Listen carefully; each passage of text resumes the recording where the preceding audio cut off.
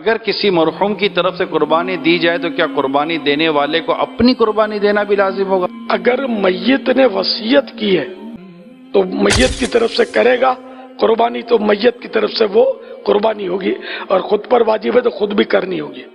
اور اگر میت نے وصیت نہیں کی اور ویسے ہی قربانی کر رہا ہے ایصال ثواب کے لیے، تو اس کی اپنی قربانی اس میں ادا ہو گئی۔ کہ ایصال ثواب تو سبھی کو کر سکتے ہیں، ایک قربانی کا ثواب ساری امت کو ایصال ثواب کیا جا سکتا ہے۔ صلو علی الحبیب صلی اللہ علیہ محمد۔ کس نے کہا ہے میرے والد صاحب کا انتقال ہو گیا ہے، کیا ہم ان کے نام کی قربانی کر سکتے ہیں؟ اس پر کیا طریقہ کار ہوگا؟ جی بالکل کر سکتے ہیں۔ نبی صلی اللہ علیہ وسلم نے 2 مینڈے ذبح کی، ایک اپنی طرف سے اور ایک امت کی طرف سے، اور آپ نے ایک دفعہ ایسا بھی کیا کہ ایک قربانی اپنی طرف سے اور ایک ان کی طرف سے جو قربانی نہیں کر سکے، تو اس لیے پتہ چلتا ہے کہ قربانی کسی دوسرے کی طرف سے بھی کی جا سکتی ہے۔ تو آپ اپنے مرحوم والدین کے لیے کر سکتے ہیں، صرف ابا سے کر لیں، صرف اماں کے لیے کر لیں، دونوں کے لیے کر لیں، کوئی حرج نہیں ہے۔ ہاں، اب دونوں کے لیے کریں گے تو کیا ثواب تقسیم ہو کے ملے گا دونوں کو؟ یہ ایک سوال ہے بھائی، سمجھ میں آ رہا ہے؟ بھائی ایک بکرا، ایک دمبا یا گائے کا ایک حصہ آپ کے مرحوم والدین دونوں کے لیے کر لیا آپ نے، تو کیا آدھا آدھا دونوں کے لیے ہوگا یا دونوں کو پورا پورا ثواب ملے گا؟ اس میں علماء کی 2 رائے ہیں، کیونکہ اس کے بارے میں قرآن و سنت خاموش ہیں۔ صحیح ہے نا؟ ابے بھائی بکرا ایک ہے اور ہو رہی ہے مرحوم ابا اور اماں دونوں کی طرف سے، تو کیا آدھا آدھا ابا اماں کو ثواب پہنچے گا یا پورے پورے بکرے کا پہنچے گا؟ سوال سمجھ میں آئے گا تو پھر جواب سمجھ میں آئے گا نا۔ تو اس میں علماء کی 2 رائے ہیں، کیونکہ قرآن و حدیث جہاں واضح نہیں ہو تو پھر اجتہاد ہوتا ہے نا۔ تو بعض جی نہیں، مرحوم میں زیادہ کے لیے بھی ہو سکتا ہے، زندہ میں تو ایک کے لیے ہی ہوگا، جو مرحومین ہیں ان میں پوری امت کے لیے جب نبی نے کر لیا تو نا، تو آپ بھی پوری امت کے لیے بھی کر سکتے ہیں۔ اصل میں ہوتا وہ آپ ہی کی طرف سے ہے، تو آپ چونکہ ایک ہیں تو آپ ایک ہی بکرا کریں گے، لیکن اس کا ثواب پہنچایا جاتا ہے زیادہ لوگوں کو، تو وہ 2 کے لیے بھی ہو سکتا ہے، 10 کے لیے بھی ہو سکتا ہے، پوری امت کے لیے بھی ہو سکتا ہے، وہ زندوں کے لیے بھی ہو سکتا ہے، لیکن وہ ہوگا پھر آپ کے لیے۔ لیکن جب آپ قربانی 2 کی طرف 2 زندوں کے لیے کر رہے ہوتے ہیں، پھر وہ دونوں کے لیے الگ الگ ہو رہی ہوتی ہے، اس میں ایک میں 2 آدمی شریک نہیں ہو سکتے۔ لیکن صرف ثواب پہنچانے کی حد تک جہاں تک بات ہے، تو ثواب پہنچانے میں تو 10 کو پہنچا دیں آپ۔ Wake up to reality. میت کے تعلق سے قربانی ہے، چاہے نبی اکرم صلی اللہ علیہ وسلم کے نام سے ہو یا دیگر لوگوں کے نام سے، اس کا کیا مسئلہ ہے؟ دیکھیے اب اللہ کے رسول کریم میں ایک عام بات میت کے تعلق سے کر دیتا ہوں۔ میت کے نام سے قربانی کے تعلق سے علماء سلف میں اختلاف ہے، کیا جائے گا یا نہ کیا جائے گا۔ اس معاملے میں جو ان کی رائے ہے وہ یہ ہے کہ اگر میت کے نام سے قربانی کی جاتی ہے تو قربانی کا ثواب تو اس شخص کو ملے گا جس نے کی، اس قربانی کا گوشت تو استعمال نہیں کریں گے اور صرف غریبوں میں بانٹیں گا، اس غریبوں میں گوشت بانٹنے کا ثواب ملے گا اس میت کو۔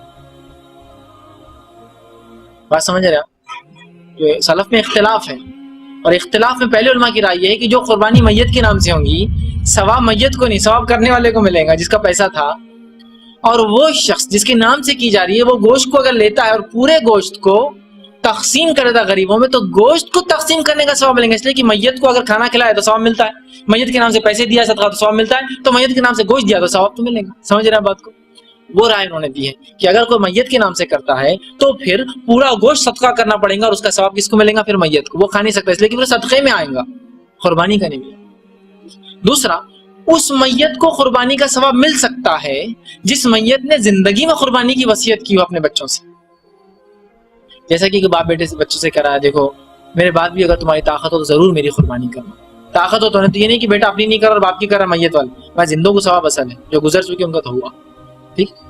تو پھر سمجھ لو بچہ سوچ رہا ہے کہ بھائی میرے پاس طاقت تو ہے، آج والد کی بھی کر دیتا ہوں، تو کوئی مسئلہ، اس لیے کہ والد نے یا میت نے مرنے سے پہلے وصیت کی تھی، تو وصیت جو کر جائے اس کی آپ کر سکتے ہیں۔ دوسرا، تیسرا، نبی اکرم صلی اللہ علیہ وسلم کے نام سے حصہ ڈالتے ہیں، بھائی کا جو سوال تھا، اور ہوتا یہ کہ جانور میں 6 حصے ہوتے ہیں ہمارے پاس ہندوستان میں، بڑے جانور، ایک تو رسول اللہ کا رہتا، پھر 6 لوگ مل کے 7 حصے اسپانسر کرتے ہیں، مطلب ایک حصے میں سب کچھ 6 لوگوں کو تھوڑا تھوڑا پیسہ ڈالنا پڑتا، 2500 کا حصہ 250 روپے ایکسٹرا ڈالو، چونکہ رسول اللہ کا بھی حصہ ہے، 7 لوگ 250 ڈال کے ایک حصہ بنا، اس کا کیا ہونا؟ رسول اکرم صلی اللہ علیہ وسلم نے امت سے کبھی بھی قربانی کرنے کی وصیت نہیں کی تھی۔ جو روایت ملتی ہے ابو داؤد کی، علی بن ابی طالب رضی اللہ عنہ اس کے راوی ہے، وہ فرماتے ہیں حدیث لیکن ضعیف ہے، پھر بھی بیان کر رہا ہوں جو کہ وجہ بنتی ہے لوگوں کی قربانی کی. اگر اس کو بحث کی حد تک مان لیا ہے صحیح، تو بھی اس سے کیا بات نکلتی وہ رکھنا چاہ رہا ہوں. بحث کی حد تک صحیح مان بھی لیا جائے تو اس سے کیا بات نکلتی وہ رکھ رہا ہوں آپ کے سامنے. پہلے حضرت علی رضی اللہ عنہ، رسول اللہ حدیث میں الفاظ ہے کہ رسول اللہ صلی اللہ علیہ وسلم کی وفات کے بعد بھی ایک جانور ذبح کرتے تھے. کسی نے کہا علی تم ذبح کیوں کرتے ہو؟ تو کہا اللہ کے رسول صلی اللہ علیہ وسلم مجھے وصیت کی تھی. تو یہ ضعیف حدیث کو لے بھی لے جاتے. صحیح مسئلہ ثابت یہ ہوتا ہے جو میت وصیت کر جائے اس کی قربانی جائز ہے نا. رسول اللہ نے ان کو کی تھی. کبھی حضرت ابوبکر نے قربانی کی کہ اللہ کے رسول کی، جبکہ حضرت عائشہ زندہ تھی رضی اللہ عنہا، وہ بیوی تھی اللہ کے رسول کی، یہ سسر ہے، دونوں نے کیا کبھی. عمر ابن خطاب رضی اللہ عنہ زندہ تھے جو آپ کے سسر تھے، ان کی بیٹی حفصہ جو اللہ کے رسول کی بیوی تھی وہ بھی زندہ تھی آپ کی وفات کے بعد، دونوں نے کیے کبھی کہ میرے شوہر کو ثواب پہنچے، میرے داماد اور میرے نبی کو ثواب پہنچے. عثمان ابن عفان رضی اللہ عنہ جو کہ آپ کے 2 مرتبہ داماد بنے، آپ نے کبھی اپنے سسر کے لیے کیا؟ خالی علی رضی اللہ عنہ کر رہے ہیں. علی رضی اللہ عنہ کی وفات کے بعد کسی اور نے کیا کہ حسن حسین اور دیگر نے رضی اللہ عنہما؟ نہیں. تو پتہ چلا اگر اس ضعیف روایت لے بھی لی جائے تو پتہ چلتا ہے جو میت وصیت کرے اس کے طرف سے قربانی ہو سکتی ہے، سب کے لیے نہیں ہے. تو لہٰذا رسول اللہ نے ہم کو وصیت نہیں کی ہے، تو لہٰذا اس حصے کی ضرورت نہیں ہے. لوگ ہر جانور میں ایک ڈالتے، تو انڈیا میں جنرلی ایک جانور صرف 6 حصے ہوتے، ایک رسول اللہ فکس سب ڈال دیتے. اس پر پھر یہ کہ بھائی تم بھی پیسے دو اور ایکسٹرا پیسے دینا پڑتے ہیں. اب یہ آپ کی مجبوری بھائی، وہ پیسوں کو آپ صدقہ سمجھ کے دے دیجیے کہ کیا کرنا ہے، چونکہ وہ 7 حصے ہوتے ہی نہیں، 6 حصے ہوتے ہیں، اور وہ 6 حصے والوں کو مل کر 7ویں حصے کو اسپانسر کرنا پڑتا ہے. ٹھیک، تو بہرحال یہ آپ کی مجبوری ہے. ایسی جگہ جائیے جہاں وہ حصہ نہیں لیا جا رہا تو خود قیمت کم ہو جاتی ہے اس کی. یہ ضعیف روایت ہے، اور یہ وہ روایت ہے جس میں وہ سکم ہے جو میں پہلے بیان کر چکا کہ سیدنا علی رضی اللہ تعالیٰ عنہ کہتے ہیں کہ آپ صلی اللہ علیہ وسلم نے مجھے وصیت فرمائی تھی کہ میں ہر سال 1 مینڈا آپ صلی اللہ علیہ وسلم کی طرف سے قربان کروں. تو 2 مینڈے سیدنا علی رضی اللہ تعالیٰ عنہ دیا کرتے تھے، ایک اپنی طرف سے اور ایک آپ صلی اللہ علیہ وسلم کی طرف سے، آپ صلی اللہ علیہ وسلم کی وفات کے بعد. تو اس حدیث میں وہی شریک بن عبداللہ القاضی جو ہیں وہ مدلس راوی ہیں اور ان سے روایت کر رہے ہیں، اور مدلس کی ان والی روایت ضعیف ہوتی ہے جب تک سما کی تصریح نہ ہو. صحیح مسلم کے مقدمے میں یہ پیٹ رول ہے، اور یہی رول ہے جس کی وجہ سے وہ خطرناک روایت بھی ضعیف ثابت ہوتی ہے جو مسند امام احمد میں ہے اور الادب المفرد امام بخاری کی اس میں بھی موجود ہے، اور مشکات المصابی میں بھی انٹرنیشنل نمبرنگ کے مطابق 4902 نمبر حدیث ہے. اب یہ حدیث میں اس لیے کہہ رہا ہوں کہ وہ روایت درج ہے لیکن یہ ضعیف ہے کہ آپ صلی اللہ علیہ وسلم نے فرمایا جو شخص اپنے جاہلی نسب پر فخر کرے تو اس کو کہو کہ اپنے باپ کا عضو تناسل کاٹ کے اپنے منہ میں رکھ لو، اور یہ بات کنائے سے نہ کرو، ڈائریکٹ کرو. ولیعوذ باللہ، آپ صلی اللہ علیہ وسلم کبھی یہ بات نہیں فرما سکتے. وَإِنَّكَ لَعَلَىٰ خُلُقٍ عَظِيمٍ، اور بخاری مسلم کی متفق علیہ حدیث ہے، آپ صلی اللہ علیہ وسلم میں کنواری لڑکیوں سے زیادہ شرم و حیا تھی. یہ ہو ہی نہیں سکتا. تو اس روایت میں حسن بصری مدلس ہیں اور ان سے روایت کر رہے ہیں. اگر یہ کسی نے صحیح ماننی ہے پھر وہ بھی صحیح مانے گا. تو یہ روایت بالکل ضعیف ہے. اور امام ترمذی رحمۃ اللہ علیہ بھی اس روایت کے تحت 1495 نمبر روایت کے تحت ایک مسئلہ بھی انہوں نے سالو کیا ہے کہ عبداللہ بن مبارک رضی اللہ تعالیٰ عنہ کا قول ہے رحمۃ اللہ علیہ، جو تبع تابعین میں سے ہیں، المتوفا 181 ہجری، امام حنیفہ رحمۃ اللہ علیہ کے شاگردوں میں سے ہیں. وہ کہتے ہیں کہ میت کی طرف سے قربانی کرنا درست نہیں ہے اس حدیث کے کانٹیکسٹ میں. یعنی انہوں نے اگر اس حدیث کو لیا بھی تو نبی صلی اللہ علیہ وسلم کے ساتھ خصوصیت کے طور پہ کہ آپ صلی اللہ علیہ وسلم کی طرف سے چلو قربانی کر دی. کسی کو اگر ذوق کلیئر نہیں اس حدیث کا، کوئی بدعت کا فتویٰ نہیں، آج بھی کوئی کر لیتا ہے جس کو یہ بات پتہ نہیں ہے. ہاں پتہ چل جائے پھر بچنے میں عافیت ہے، بدعت کا فتویٰ ہم پھر بھی نہیں لگاتے.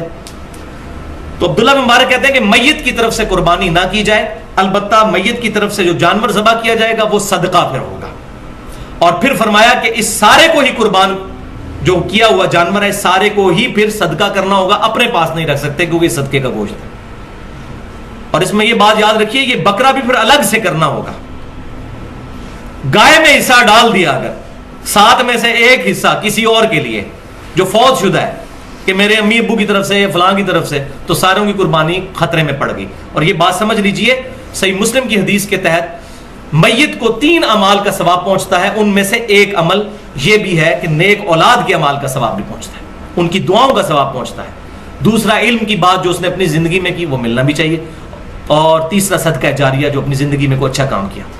لیکن یہ جو بات ہے تو آٹومیٹکلی اگر ہم قربانی کرتے ہیں، ہمارے ماں باپ زندہ ہیں یا فوت ہو چکے ہیں، ان تک ثواب پہنچے گا. اور پوری امت کی قربانی کا ثواب آپ صلی اللہ علیہ وسلم تک بھی پہنچے گا، کیونکہ آپ صلی اللہ علیہ وسلم ذریعہ ہدایت بنے ہمارے لیے، اس میں کوئی شک ہی نہیں ہے. ہمارے ہر عمل کا ثواب آپ صلی اللہ علیہ وسلم کے نامہ اعمال میں بھی جاتا ہے، الگ سے کرنے کی ضرورت نہیں ہے.